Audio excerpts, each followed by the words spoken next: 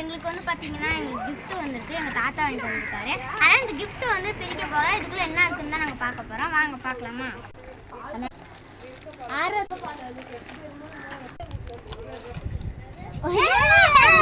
இதுதான் கிடச்சிருக்கு ஃப்ரெண்ட்ஸ். 5 ரூபா கொடுத்து ஏமாத்திட்டாங்க. அடுத்து நான் பார்க்க போகிறேன். எனக்கு கொஞ்சம் பதட்டமாக இருக்குது. என்ன இதே சந்தோஷம். எனக்கு 200 ரூபா நோட்டு முட்டை தான் வந்துருக்கு.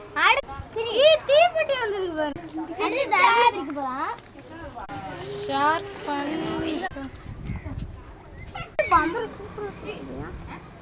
ஆரஞ்சு முட்டாய் எங்க இனியா மாதிரியே கிடைக்குது. கிடைச்சிட்டு ஒரே மாதிரி கிடைச்சிருக்கேன். அம்மா இன்னும் டீ குடி.